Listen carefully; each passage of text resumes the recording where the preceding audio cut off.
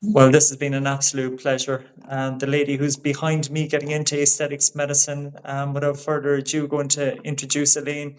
Elaine, we've been talking about doing this for ages. We said that we would do a video talking about aesthetics medicine. I mean, look, I'm practicing now about 5, moving into 6 years now in aesthetics medicine, and you're in it far longer than I am. And you're the one who kind of rolled into it. I think, look, the big part of it is, I think the exciting area, I think, is in relation to anti-wrinkle injection or using botulinum toxin. That's certainly my favorite part in aesthetics. I think it's one that gives a really great result. What's kind of your opinion, or what would be your favorite part in practicing aesthetics medicine?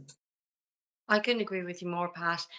It definitely is. Anti-wrinkle injectables is how we kind of term it here. But yeah, absolutely. It just gives that lovely, refreshed appearance to a person's face. So it's a fabulous result. Yeah, and I mean, certainly kind of hear from my clinics as well, like anti-wrinkle injection is probably that makes up the majority of mine. I know you're practicing over just outside London. I suspect it's about the same for you as well. Oh yeah, absolutely. It's the most common procedure that I do. There is no doubt about it. And the reason, Pat, really is because it genuinely delivers, beautiful natural results once it's in the right hands. And that's the important thing.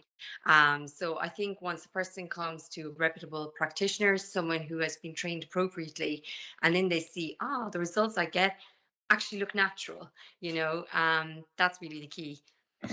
You certainly hit the nail on the head there in relation to that. I think it's a lot of my patients would have been going to other people before, and then suddenly they realize that it's not lasting long. They're getting undesired results. It's starting to become obvious. I think kind of the key part of it is certainly that stigma is moving away from aesthetics medicine. Before, I think there was sort of nearly in a bit of an embarrassment around it, certainly here in Ireland anyway. Certainly that's been my opinion.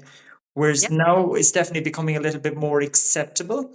yeah. And but in conjunction with that, though, people still love the subtlety part of it. They don't mind kind of going away and telling their friends that they've had Botox and they've had filler, but they don't want to be walking down the street and someone that they don't have a huge amount of contact with kind of picking up, oh God, look at them, they've had X, Y, and Z done. So subtlety is the main part. So I Mhm. suppose kind of giving a little bit of a rundown in relation to anti-wrinkle injection as to what it kind of does. So I suppose, look, the three common areas that we kind of refer to, I suppose, the forehead, the crow's feet at the side, and certainly the kind of the frown lines. So give us a bit of a quick rundown in relation to how you go about treating these three areas. Absolutely. So, Pat, as you well know, because we're both advanced practitioners, Botox can be used in so many areas, but absolutely the most three common areas are what we call the upper face. So, my favorite of those three is actually the one between the eyebrows. So, medically, we call this the glabella region, and there's actually a collection of muscles at play here. And it's really important that the person who's doing the injection has a really good, sound, deep knowledge about facial anatomy because it's very important to target these muscles correctly. So, as you said, you deliver that subtle result. And so a person wouldn't know that you actually have had any treatment done.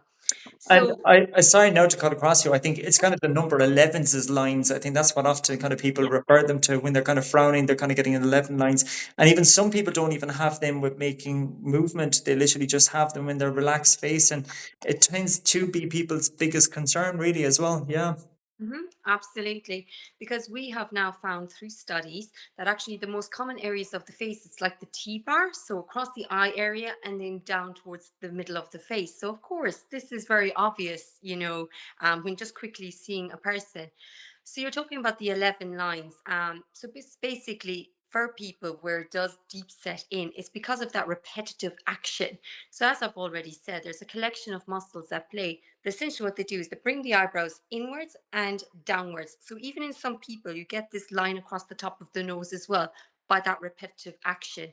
And what anti wrinkle injectables do is when you target those muscles, you are softening the intensity and contraction of those muscles. And therefore, you are then softening the appearance of these lines appearing.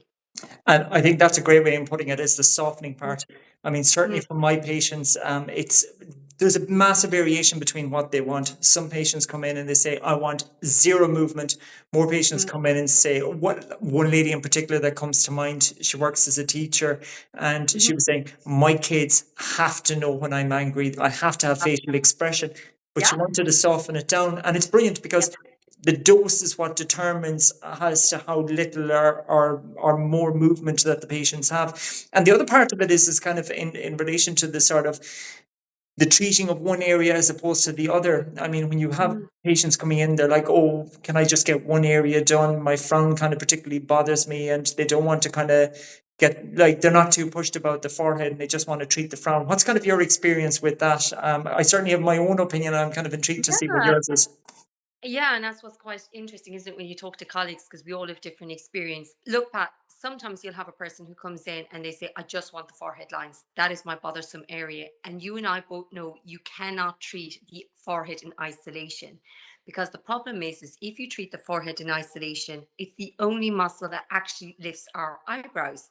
Mm. And so by relaxing that, the muscles that do pull down the eyebrows, these collection of muscles that work between the eyebrows, these can become stronger because now they don't have the opposing action. And so you can cause dropping of the eyebrows. So I'd never treat this in isolation. However, some people will come in and they say they just want to treat this area. And you can actually do that because you still have the lifting ability of the forehead muscle. Having said that, though, a lot of the times I actually encourage clients to do the three areas. And the reason for that is because when they do get this area nicely softened, this can become more obvious in appearance.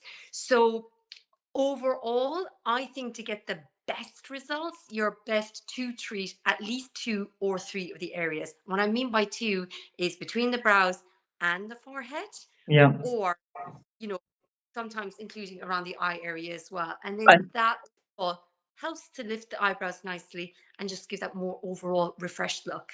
and look, I think that's spot on. I mean, the muscles work in a sort of a tug of war. One muscle group is Mm, pulling in one direction and the other is pulling the other direction. And it's kind of nice because you can manipulate the overall, tug of war part. So you can get a bit of a subtle lift if you want to, yeah. or you can kind of depress it down and reduce it down a little bit more. But Elaine, it's been an absolute pleasure. I mean, I'm loving your clinic there. You've some a lovely little anatomy diagram I see above there on Yeah. top, and I'm loving all the books. So look, it's been an absolute pleasure. And look, thanks a million for chatting to us. And I think I enjoyed these chats, and I think, look, we may end up kind of moving on and talking about some of the other aesthetic treatments that we provide as well going forward. So thanks a million, and have a lovely evening.